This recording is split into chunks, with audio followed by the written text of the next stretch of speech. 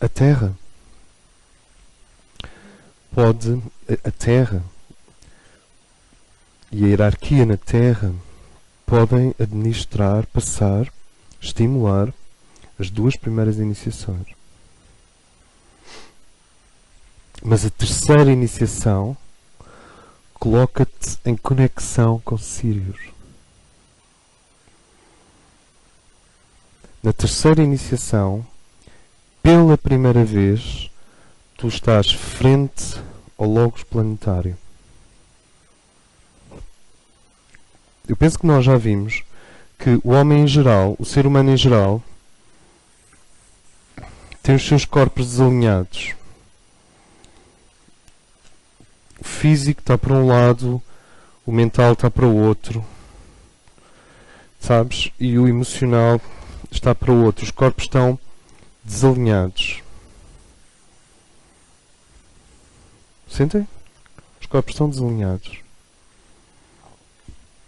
E o trabalho iniciático implica a descida e a ascensão de forças e energias, nós vamos ver a distinção entre elas, de forças e energias, de forma que na terceira iniciação, os três veículos, físico, emocional e mental, são um só.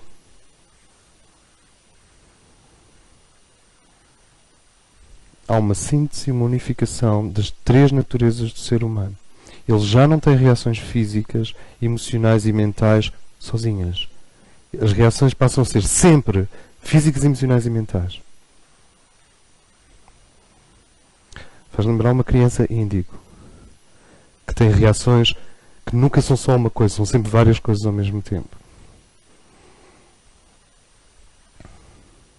Esta unificação de três em um é que permite um ser humano ficar pela primeira vez perante o Logos planetário.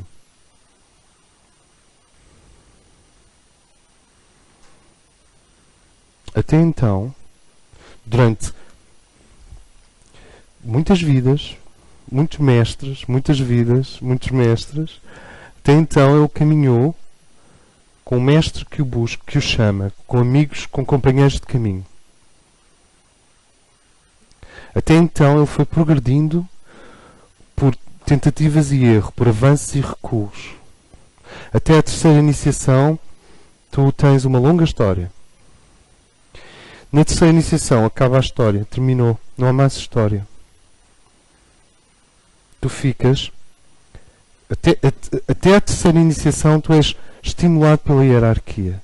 Na terceira iniciação, tu és colocado frente ao Logos da Terra. Isto quer dizer o quê exatamente? Porque se nós pensarmos que as crianças, quando desenham o Sol, põem lá uma cara, por que é que as crianças põem uma cara no Sol? Então, a gente sabe que o Sol não tem uma cara? Pois não. Por que é que as crianças põem dois olhos, um nariz e uma boca no Sol? Porque a conexão delas ainda lhes permite perceber que o Sol é uma entidade, é uma consciência, é um ser. Nós não temos muitos desenhos infantis em que se coloque uma cara na Terra, um rosto na Terra. Mas não é difícil de imaginar, pois não. O Logos planetário da Terra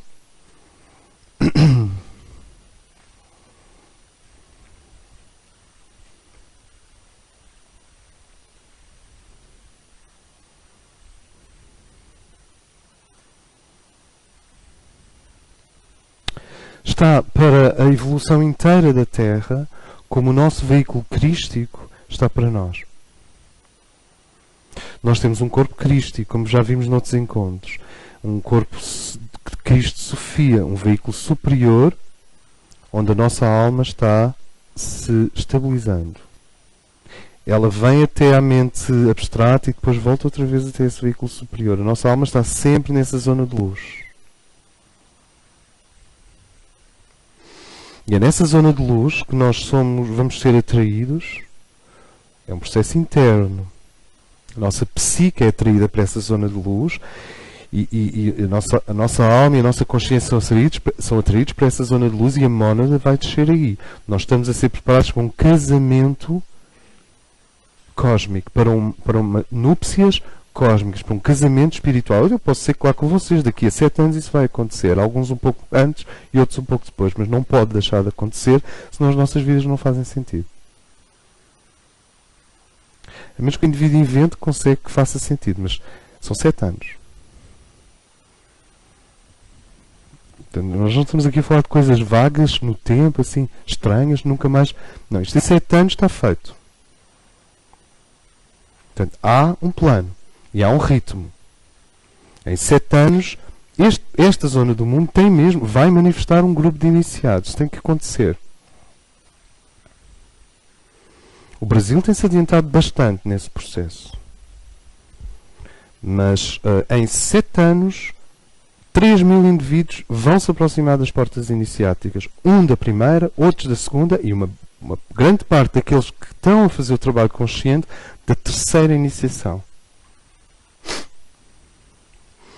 Nós não precisamos continuar a repetir que isto não é objeto de ambição, que não é objeto... Já está, esta parte já está resolvida, não se pensa mais nisso. Agora, isto é um facto. Tem mesmo que acontecer.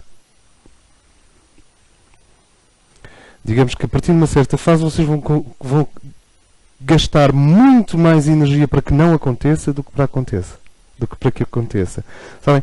Tu primeiro gastas energia para que aconteça algo especial. Depois o algo especial pega em ti e começa-te a levar. Então tu começas a gastar energia para que não aconteça. Começas a dizer, não, espera, não há mais pequeno, mais devagar, não tem o outro modelo antes, e tu começas a retrair-te. Mas a partir de uma certa fase, isto avança por progressão geométrica. E a terceira iniciação é quando os 3 corpos são unificados e a vibração do corpo causal derrama-se abundantemente sobre o teu ser. Chama-se caminhar na luz. E o ser é luz. Ele passa a irradiar essa luz do quarto plano, do nível causal. E continua a ter filhos, ou cria um ambiente de aprofundamento de qualquer coisa, desenvolve projetos, continua a ter amigos, mas aquilo já é só caminhar na luz. O que acontece é que as pessoas que não podem suportar a vibração do indivíduo que caminha na luz têm que ir lá para outro sítio, porque há outros setores familiares. Vocês nunca olhem para trás, não é para olhar para trás. Se uma pessoa não te pode acompanhar, é porque ela tem pessoas que a amam noutro plano que já estão à espera dela. E que precisam dela. Aqueles que te podem acompanhar, vão te acompanhar. O indivíduo não baixa o ritmo para não ficar sozinho. O indivíduo intensifica o ritmo e atrai novas conexões, novas ligações. Ninguém fica sozinho. Imagina, estou a falar de ordens cósmicas até à Trindade, são bilhões de seres. Isso é ridículo. Bilhões de seres. O que é que nós sabemos? Então tenta sentir isto. Na terceira iniciação, estes 3 veículos sincronizam-se e cria-se aquilo que se chama a unidade do Espírito Santo, uma homogeneidade vibracional. Da célula à mente abstrata, uma homogeneidade vibracional. Vou repetir. Desde a célula à mente abstrata, uma homogeneidade vibracional. Se calhar se eu repetir isto 20 vezes, conseguimos lá chegar. Lá chegar quer dizer, entramos já na coisa. Da célula até à mente abstrata, uma homogeneidade vibracional. Uma continuidade vibracional. Então este corpo astral começa a ficar quieto. Esta mente dispersiva, esta mente inquisitiva, esta mente que é o próprio... que é o nosso investigador, ela começa a se interessar por investigações que conduzem ao caminho superior e não meramente por mais informação. Tu começas a emagrecer em todos os níveis, físico, emocional, mental. Por exemplo, há pessoas que já só podem emagrecer no físico depois de emagrecerem no astral. Depois de emagrecerem no emocional. Depois de emagrecerem no mental. Não sei se me faço entender. Não adianta fazer dieta porque volta sempre. Porque está lá no outro plano. Está lá no plano astral, está lá no plano mental. Enormes quantidades de emoção, enormes quantidades de tensão emocional, enormes quantidades de forças psicoafetivas não resolvidas.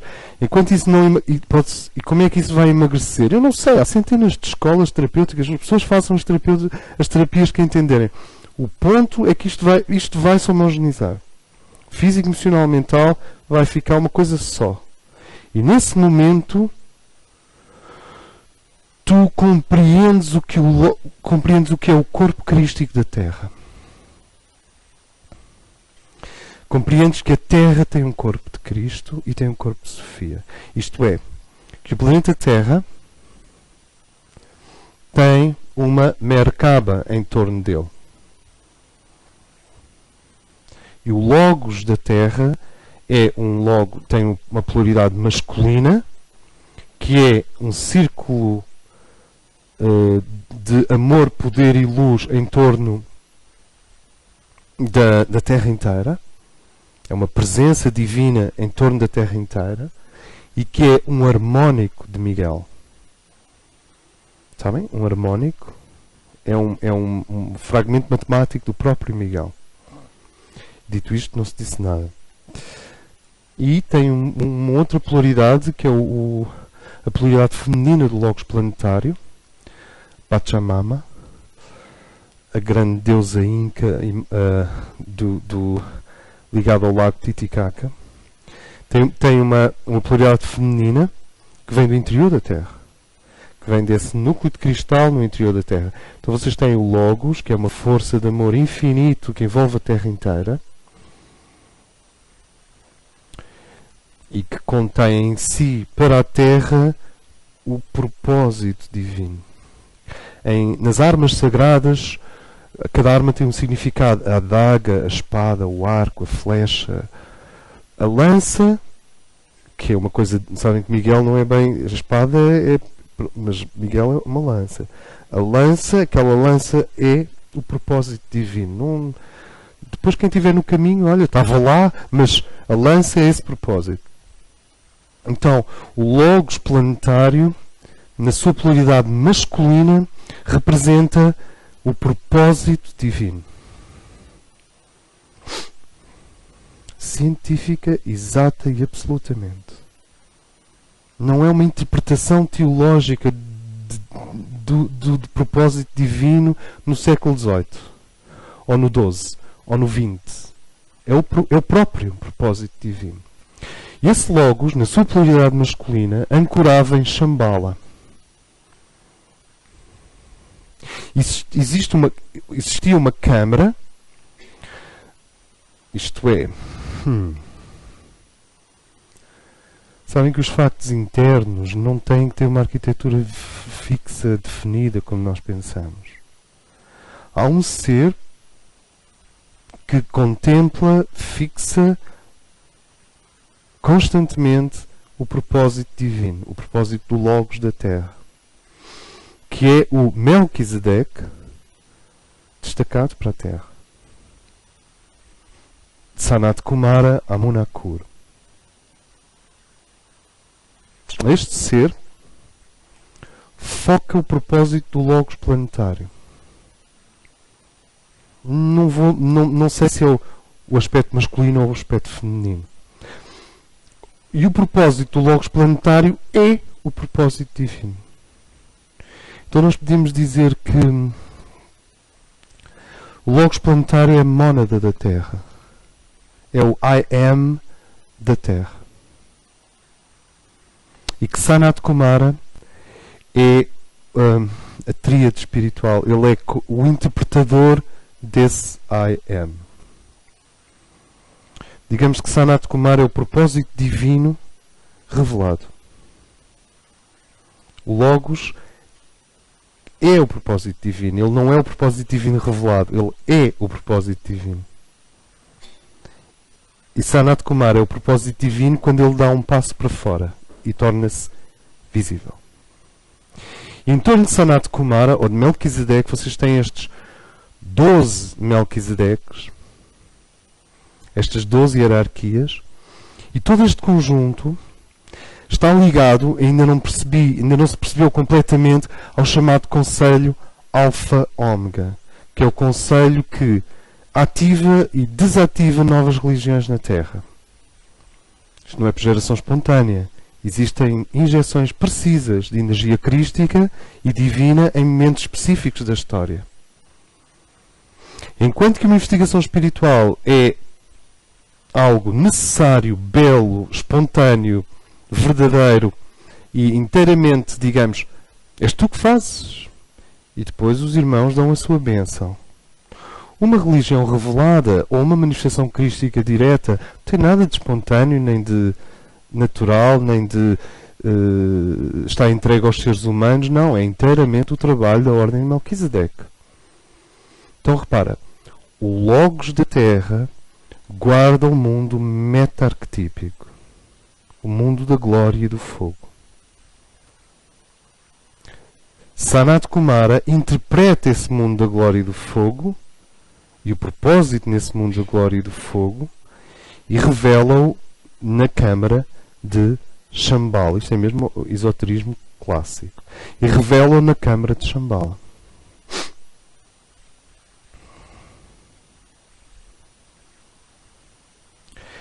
Os Melquisedeque e os Mestres Ascensos recebem esse propósito e agora passamos do nível da glória do Pai para o nível do intelecto e do amor do Filho.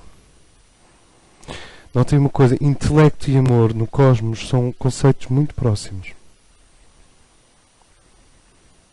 Nós é que sentimos o intelecto aqui e o amor aqui, mas estas duas coisas, estas separações não existem no universo superior. Eles não têm 7 chakras, só têm um. O Babaji não tem 7 chakras, tem um chakra. O Mestre Moria não tem 7 chakras, tem um chakra. Portanto, não há estas divisões, como nós vamos ver mais à frente, e isso permite-nos compreender o problema dos índigo. É que as distâncias entre os chakras são cada vez menores, porque a nossa espécie está a unificar os chakras. Não sei se me faço entender. Então, intelecto e amor são a mesma coisa para estes seres.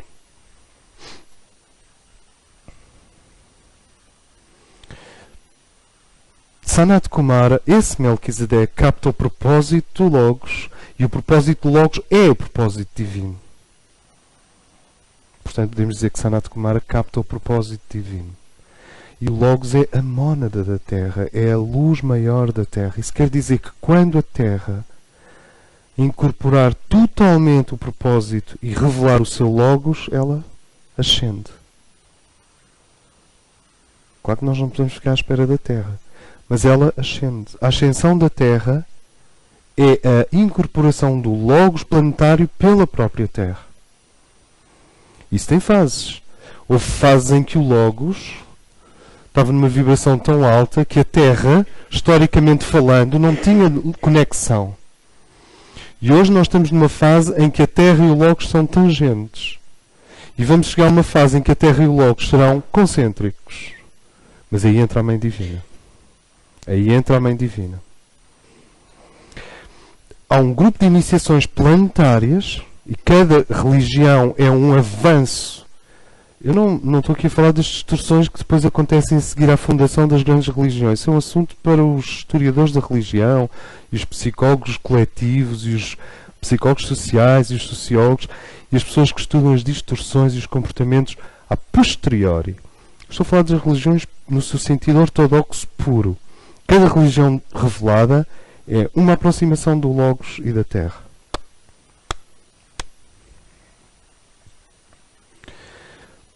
Quando o Logos planetário e a Terra estiverem concêntricos, dizemos que o Filho e a Mãe e o Pai se reencontraram. Porquê? Então, nós começámos por dizer que existem 3 grandes camadas no universo. Uma é meta-arquetípica. É fogo puro. Eu acho que mesmo que tu fales com um psicólogo junguiano e perguntares-lhe o que é o fogo como arquétipo, ele vai dizer que o fogo está em todos os arquétipos e os transcende a todos. Porque o fogo é animação, vida e significado. Não?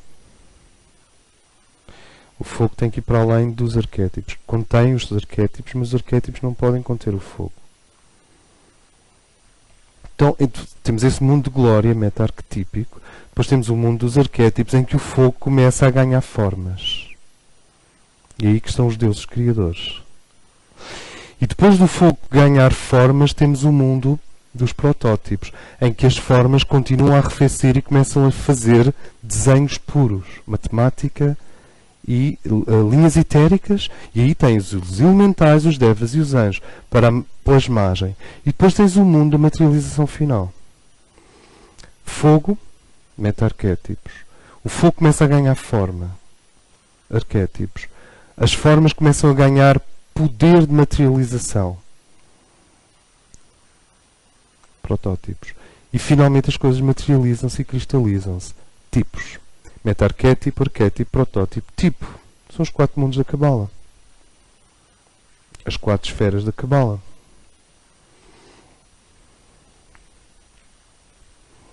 E a Mãe Divina lida com a plasmagem final na substância e, portanto, também com a elevação da vibração dos reinos. Vegetal, animal, mineral, humano. E nós sabemos que a Mãe Divina está associada ao Logos planetário. O aspecto feminino do Logos planetário manifesta-se não em Shambhala, mas no centro da Terra. No centro topográfico da Terra. Claro, não é na dimensão física, porque na dimensão física o que nós temos lá é um mar de fogo.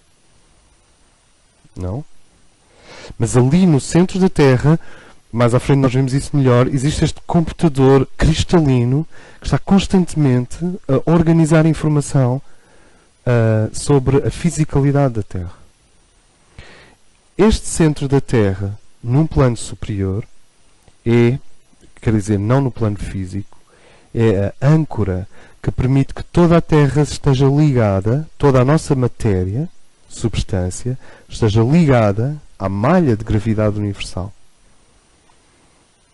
O universo tem gravidade. E a gravidade aprisiona a energia e forma massa.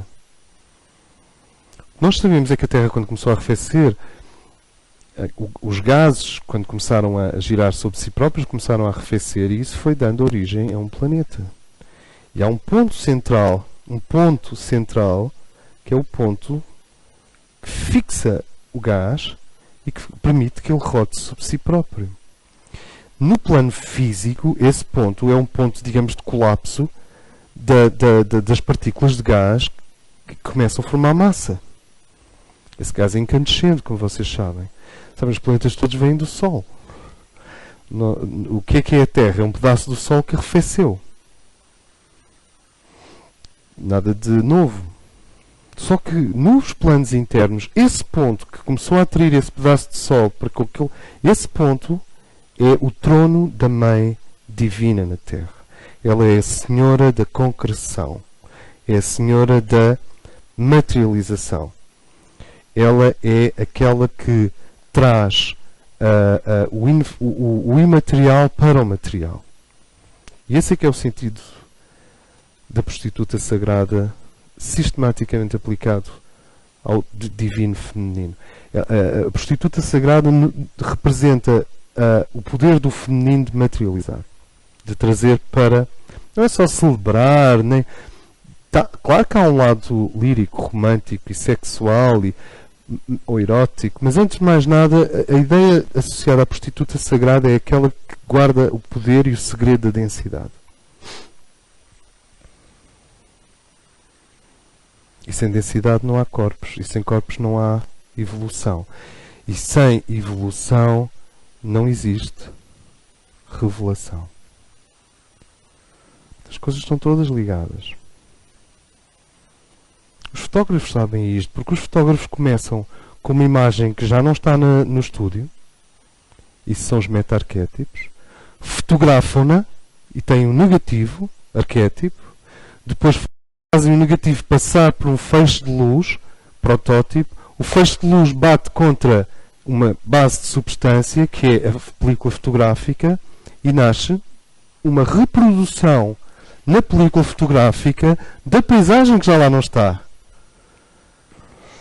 Então, pode-se dizer que o mundo divino está para este, da mesma maneira que uma imagem está para a fotografia dela. Não, da mesma maneira que um objeto real, por exemplo, uma paisagem, está para a sua fotografia. Isto faz sentido? Agora, é muito importante perceber isto, porque lá no mundo divino está lá uma Natália divina em luz, está lá uma Rosa Pedro Leonor em luz.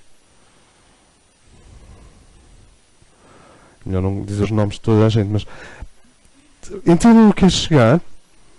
Se nós somos isto aqui é fotografia projetada do outro que já não está aqui, que é a nossa mónada, e acima da mónada o avatar.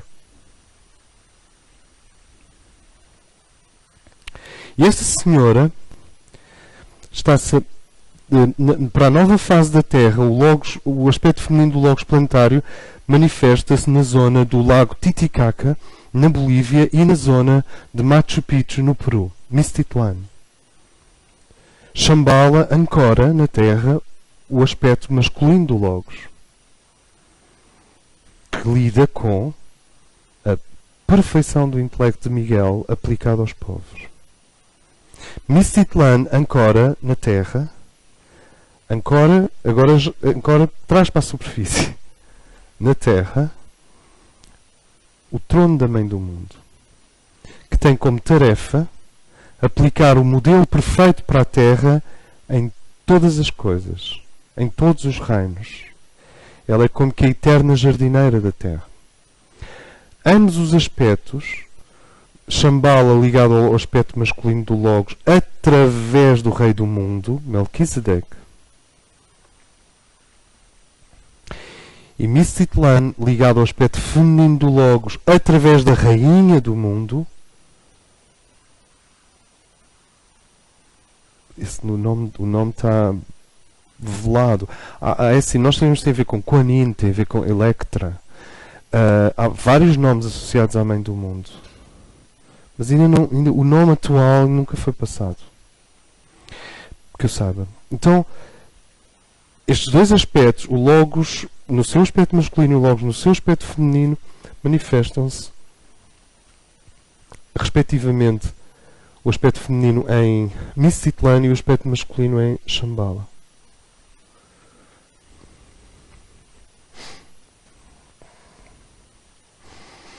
É claro que para que é que eu... É assim, o ponto é que geograficamente são pontos diferentes, entendem? Mas vibratoriamente eles estão alinhados.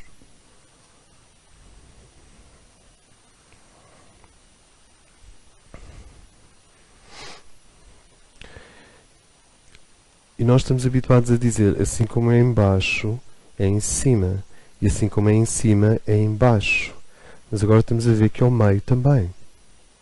Isto é, as coisas divinas são como as coisas do homem. O macrocosmos, o microcosmos, mas a Terra também. As iniciações que os homens vivem, a Terra inteira também as vive no seu próprio plano. Se nós temos um corpo físico, um corpo mental e um corpo emocional para alinhar, a Terra tem a humanidade, a hierarquia e o Logos para alinhar. São outros órgãos. E, voltando, antes de terminarmos por hoje, voltando à terceira iniciação, quando estes três veículos, quando estes três corpos se unificam, o indivíduo fica pela primeira vez perante o Logos planetário. Ele compreende pela primeira vez, ele efetivamente está num ponto entre a Terra e o cosmos. Até então, a heterogeneidade daquilo que ele é composto, a complexidade das suas vibrações, a desnecessária complexidade das suas vibrações, desnecessária quando passou a ser desnecessária. Antes era necessária, mas à medida que tu vais aproximando da escola da vida, a escola mesmo, que é a hierarquia, a complexidade vai ficando para trás. E à medida que tu vais integrando, há um momento em que a porta da Terra e a porta de Sírios se alinham dentro de ti. Isto é muito importante.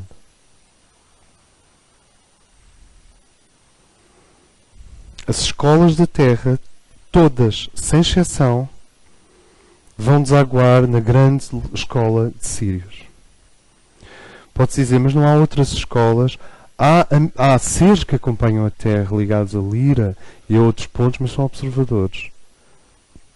A hierarquia é um edifício, é o próprio edifício da vida, em cadeias de amor, encadeamentos de amor, é uma trança de amor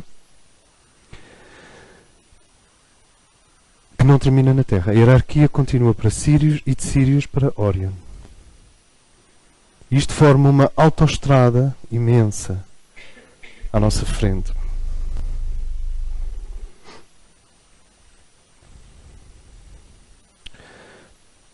Quando um ser passa à porta da terceira iniciação, pela primeira vez ele compreende as relações entre o logos planetário da Terra e a estrela Sírios. Nós já sabemos que o Sol está ligado às Pleiades, Alcione. Está ligado, o Sol é parte das Pleiades. Portanto, do ponto de vista solar e terrestre, nós somos todos pleiadianos. Nascer na Terra, o mesmo nascer nas Pleiades, porque isto aqui é as Pleiades. O Sol é uma estrela da constelação das Pleiades. Já tinham pensado nisso? O nosso sistema solar é uma parte da constelação das Pleiades. Então, quando tu nasces na Terra, todo este material genético, o biótipo, uma série de heranças são pleiadianas. Por isso é que foi permitido os engenheiros genéticos das Pleiades acelerarem e aperfeiçoarem certos aspectos da evolução destas raças, porque o Sol é uma parte das Pleiades. Dito de outra maneira, o nosso Sol gira em torno de Alcione. Para girar em torno de Alcione significa que está sob o controle gravítico de Alcione. Faço-me entender? O nosso Sol não está parado no espaço, ele está a girar. Está a girar em torno de quê? De um polo. Esse polo chama-se Alcione nas Pleiades. Então, o nosso Sol é parte da constelação das Pleiades.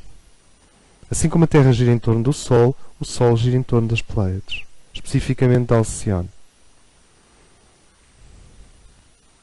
Mas nós não somos isto. Nós não somos da Terra. Nós somos do cosmos. Nós somos do céu. Nós somos da Terra, do cosmos e do céu.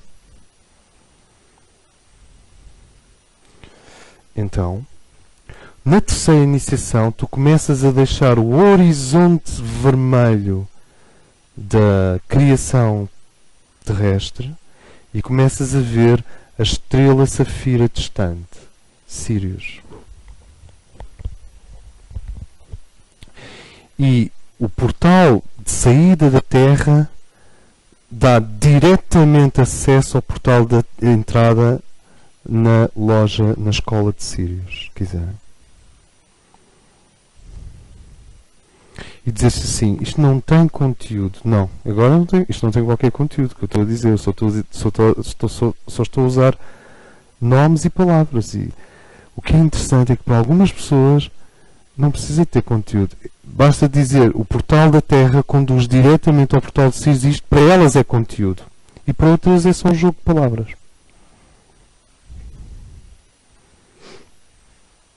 Isso é que é interessante, não é? Ora, quando vocês estão perante o logos planetário, vocês finalmente, quando estamos perante o logos planetário, nós finalmente estamos perante a Terra como escola. É quando tu estás perante o logos que tu sentes que a Terra era uma escola, afinal. Afinal era só uma escola. Consegui sentir todas estas mágoas, depressões, contrastes, prazeres e dores, esperanças e frustrações, ampliações e contrações da nossa psique, da nossa vida interior, com a mesma serenidade com que Um jovem com mochila às costas olha para o liceu e pensa, bom, agora vou para o 12º ano. Isso é a terceira iniciação.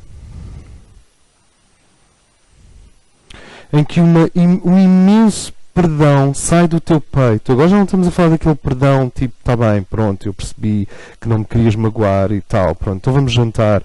Não, não é esse.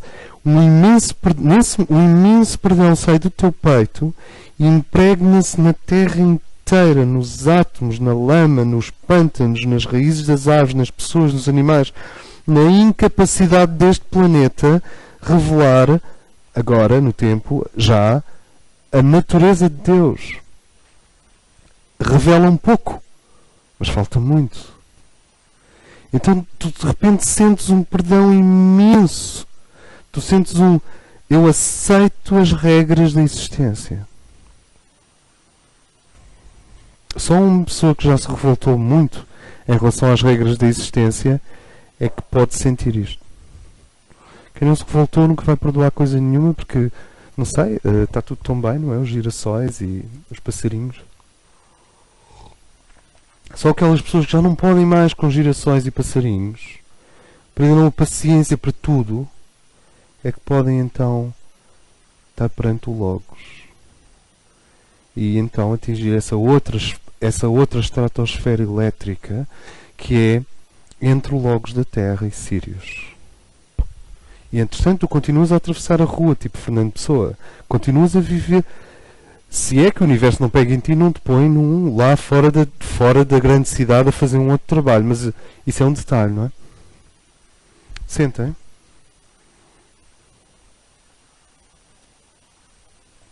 E portanto este trânsito entre a Terra e Sírios começa na terceira iniciação, que equivale à primeira iniciação em Sírios. A terceira na Terra é a primeira em Sírios, segundo Alice Bellen. Ou melhor, segundo o mestre tibetano.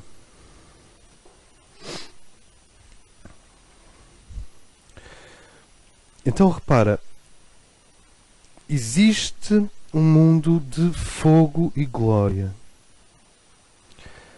Esse mundo de fogo e glória arrefece e ao arrefecer torna-se arquétipos. Eu vou-vos dar alguns arquétipos que são o arrefecimento do fogo e da glória. Porque o mundo da Mãe Divina, cá em baixo, é o esplendor. O louco. Quem é o louco? Sou eu? Ok. Mais alguém? Eu também sou louco às vezes. Pois, Deus é louco sempre. O divino, um dos arquétipos do divino é o zero no tarot, o louco. Porque ele consta... Sabem quando o tarot acaba no mundo? O que é que vem a seguir? O louco outra vez, é o princípio. Portanto, tu sais de uma e para te meteres noutra logo a seguir. A terceira iniciação abre-te as portas e tu percebes, eu fui o louco, deixei de ser, vivi este processo com uma disciplina enorme e com o melhor do meu... Ou indisciplina, depois tu escolhes. Com o melhor do meu ser e cheguei a esta porta e estou perante o Logos planetário e nesse momento voltaste ao louco outra vez. Voltaste ao princípio. Porque agora é outra estrada, é outro caminho. Agora é o caminho das estrelas, já não é o caminho da Terra. Estás a iniciar o que se chama a evolução superior. Não tem comparação com a evolução normal na Terra. O louco é um arquétipo que resulta do arrefecimento dessa glória e desse amor intenso, que é a mente de Miguel associada ao plano da glória. O mago, a papisa, o hierofante, a morte, a estrela, a torre, a temperança, todas estas representações laminares e simbólicas são representações de quê, afinal? São representações de Eu acho que há um livro de Jung sobre o tarot. São representações do momento em que o fogo, o esplendor e a glória divinos arrefecem o suficiente para intelectivamente fazerem sentido para nós. Os arquétipos são adaptações do infinito ao finito. Quando nós dizemos que por detrás destes arquétipos estão deuses e esses deuses são pessoas, meta-arquétipos,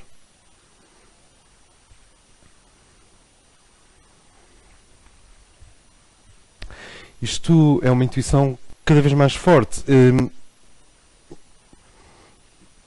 Nós temos esta pessoalidade emergente, impessoalizamos e universalizamos pelos arquétipos e depois desaguamos outra vez no mundo das pessoas divinas, que está para além dos arquétipos. Só que, de maneira geral, os intelectos na Terra, as consciências terrestres não conseguem ver para além dos arquétipos, porque os arquétipos são como que terríveis coisas paradas, absolutas e escravizantes, num certo sentido, quando são mal assimilados. Não é? Agora nós precisamos de ver que, e isto é muito importante, que estes arquétipos vêm do coração e da mente de seres sublimes, majestosos.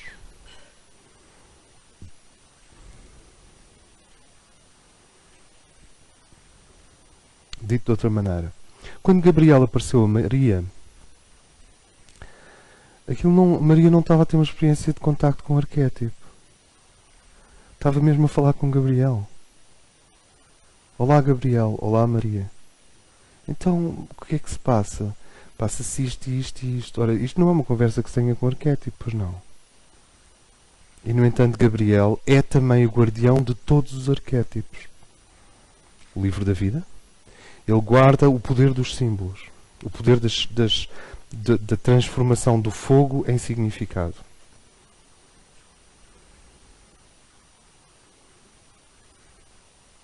Isto é muito importante. Porque de Jesus nós podemos dizer que ele veio do ventre de uma mulher e deu-lhe uma coisa. Deu-lhe assim uma coisa. Agora, Gabriel não é um homem, não é um ser humano que veio do ventre de uma mulher e não é uma ideia arquetípica para contactar durante uma sessão de imaginação criativa, nem de imaginação ativa. É um facto, é um ser, é uma pessoa, potencialmente é um ser imenso e que foi ali dizer, atenção que temos um plano. Maria. Foi ajustar assim. Na terceira iniciação, repara, tu tens este mundo de fogo, a seguir tens um mundo de organizações desse mesmo fogo, perfeitas. Então temos o fogo do amor de uma mãe, o fogo do amor de um pai, o fogo dos amantes, o fogo do artista, que é o mago. O artista e o mago é praticamente a mesma coisa. O fogo da morte, que é um fogo, porque é libertação. O fogo da viagem, o fogo da papisa, do hierofante. Cada um destes arquétipos são arrefecimentos do fogo. São adaptações do fogo ao ser humano. Então o amor materno, o amor paterno, o amor entre dois seres, a amizade, os irmãos, a intuição, a estrela é a intuição. Isto tudo são fogos. Eu estou a tentar dizer que se vocês arrancarem a pele do tarot, o que está lá por trás é o intelecto divino do segundo aspecto da Trindade, o Filho.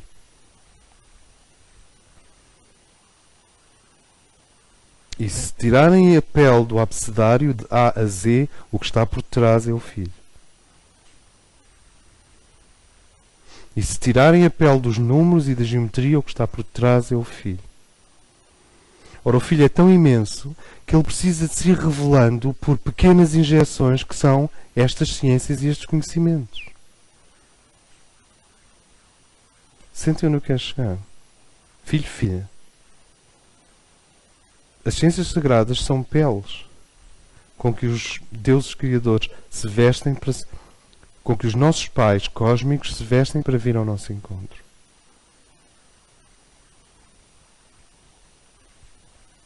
O que é interessante é que na terceira iniciação, que é aquilo para o qual as nações sacerdotais estão a ser preparadas,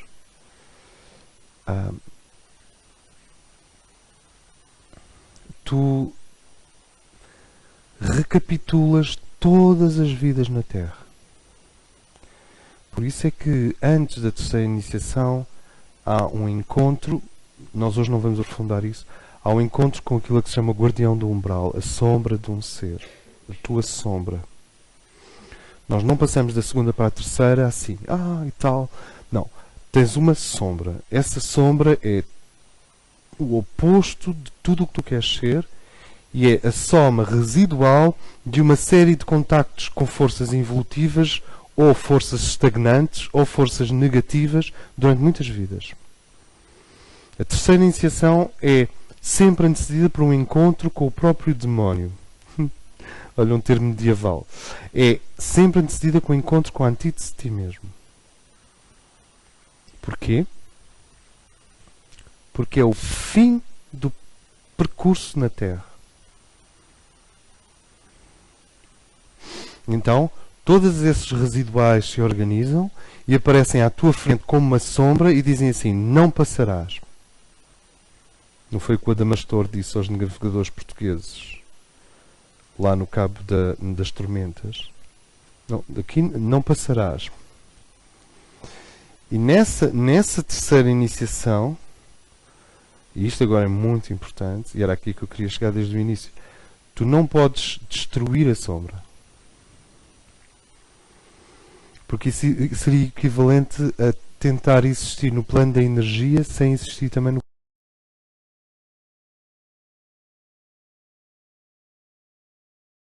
Tu tens que assimilar o guardião do umbral e torná-lo o teu cavalo, o teu veículo, a tua força. Antes, o guardião do umbral é uma força contra ti. E quando o guardião do umbral se encontra contigo, com o anjo em que tu te estás a transformar, o anjo não pode matar o guardião do umbral. Não pode destruir o cavalo. Tem de o domesticar e trazê-lo consigo, mantendo a força dele integral. Ou seja, as energias são impotentes sem a força planetária. E a força planetária não vê um palmo à frente do nariz sem energia.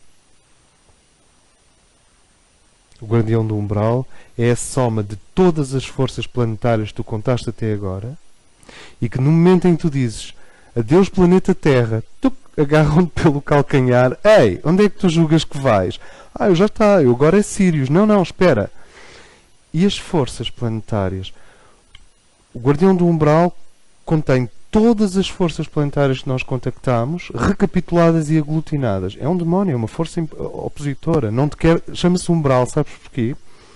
Porque tu vais passar da Terra para Sirius. Vais sair da regência da Terra e entrar numa. Claro que a hierarquia continua a acompanhar-te, mas vais começar a entrar na regência de Sirius. Antigamente passavam milénios até haver 10 indivíduos que pudessem fazer a terceira iniciação. Milénios. Hoje começamos a ter. Então, ele é no umbral porque finalmente tu vais sair.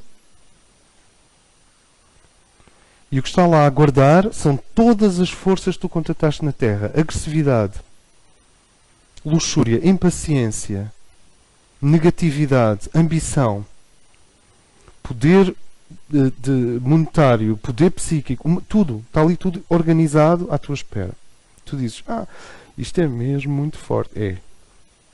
Só que tem uma vantagem. Agora elas vêm para serem integradas, assimiladas e tornar-se o teu cavalo alado.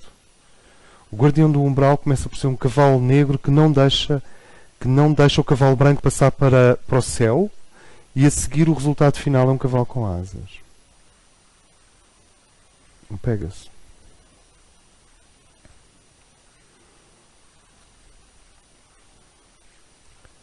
E é muito interessante porque isso fica para o próximo encontro. Nós estamos habituados a pensar em termos de energia. Mas todo o trabalho até à terceira iniciação é aprender a distinguir forças de energias. E as forças são planetárias e as energias são celestes, vêm de fora. E nós temos que combinar forças com energias. E a chave esotérica é esta. As energias são impotentes. Já repararam como a energia é impotente? E a força é cega. O trabalho de um ser avançado é combinar força com energia. Pode-se dizer, não, as energias não são impotentes. A energia desce, nós sentimos melhor, mas atenção, porque depois ainda tens o planeta todo à tua espera para ser transformado. Qual é a diferença entre Joana d'Arc e uma monja em oração? É que Joana d'Arc estava a combinar força com energia, enquanto que a monja basicamente está no reino da energia. As forças movem-se na horizontal, na Terra. As forças são positivas. Tem a ver com prana. As forças movem-se na horizontal, na Terra. E as energias movem-se na vertical. A característica da energia é que vem do alto, dos níveis superiores, atravessa as dimensões da Terra e, por definição, a energia volta sempre ao alto. É um circuito. Quando as energias entram no mundo das forças, começam a levar as forças consigo para o alto, que é o que se chama transmutação. As forças não veem nada, as forças não sabem o que é o plano divino. Quais forças? Bem, na yoga só o corpo físico é descrito como tendo 16 tipos de prana diferentes. Só o físico. Estão associados aos orifícios do corpo, ouvidos, narinas, etc. Só na yoga, na Hatha Yoga, há 16 tipos de prana diferentes, só para o físico. Agora vamos ao plano emocional. N correntes emocionais. Força, afinal, emocional não vem de emoção, força, movimento, e forças mentais. Quando nós compreendemos que somos um agregado de força que precisa de ser visitado pela energia para se transmutar, passamos a ter uma visão menos romântica das iniciações. Só que esse agregado de força não pode ser aniquilado pela energia, tem que ser integrado. E na terceira iniciação, as últimas forças do físico, do emocional, do mental e do teu inconsciente organizam-se e não deixam o processo prosseguir sem que finalmente a energia em ti e a força se fundam, se unifiquem. Isto faz algum sentido? É claro que isto tem que ser multiplicado, nós vamos desmontar isto nos próximos encontros. Mas energia vê, atua, sabe, conhece o plano, toda a energia é inteligente. São radiações inteligentes que vêm do alto. E a força não vê, não sabe, não conhece o plano, mas desloca e faz acontecer.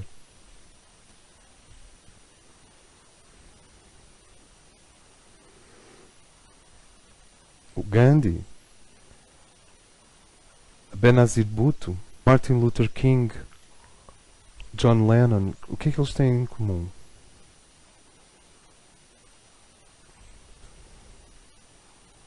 O que é que o Gandhi, Martin Luther King, John Lennon, Benazir Bhutto têm em comum? Tirando o facto de serem seres de luz, e o que é que eles têm em comum? Como é que eles morreram? Como é que o Gandhi morreu? Bom, foi assassinado. Benazir Bhutto foi assassinada. John Lennon foi assassinado. Martin Luther King foi assassinado. Percebem o que é quando um ser começa a ligar forças e energias? Aí os outros aparecem. Porque os outros já fazem parte do guardião do umbral planetário. Não é o teu, é o total. Quando vocês não ligam forças a energias, estamos no reino dos postas com golfinhos. Mesmo que sejam energias belíssimas, passam sempre numa área, numa zona mais alta dos corpos. Estão no nível superior do mental, no nível superior do astral, no nível superior do físico. Estão lá em cima. Quando começam a ligar as energias às forças, vocês tornam-se seres perigosos, porque estão a deslocar força planetária, estão a mexer com as coisas. Quando nós estamos apenas a captar energia, ela vem e depois vai e consigo leva algumas forças e transmuta. Agora, quando a energia da mónada e da alma desce e fica, ela começa a ligar-se às forças dos corpos. E então tu és um ser muito mais poderoso. Esse estado em que se ligam as energias às forças é o que a hierarquia chama especificamente o leão da montanha e o poderoso.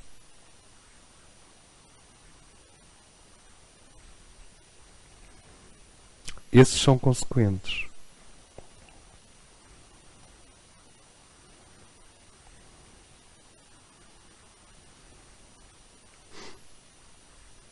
Ora, o poderoso é aquele que, em vez de dizer ao cavalo negro, vai-te embora, disse, anda cá.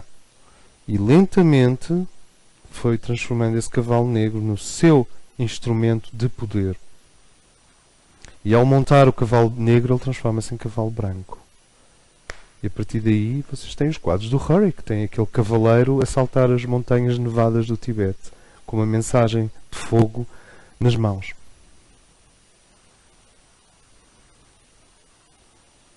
Mas é outro estado. Então eu vou recapitular este ponto só. As energias, quando eu digo que é assim, as energias não são impotentes, elas são altamente potentes. Mas se elas não encarnarem na Terra, então as energias são impotentes sem as forças. E as forças são cegas sem energia. Então um iniciado é um ser que conseguiu fundir energias com força. Força é horizontal, energia vertical. Percebem onde eu quero chegar? Isto é um ponto importante. Porque já diz respeito ao que vem com a terceira iniciação, que é essa unificação físico, emocional, mental, e depois a luz do causal desce integralmente sobre ti. Mas não é para deixar o indivíduo leve e material. É para começar a usar as forças que ele tem para o plano.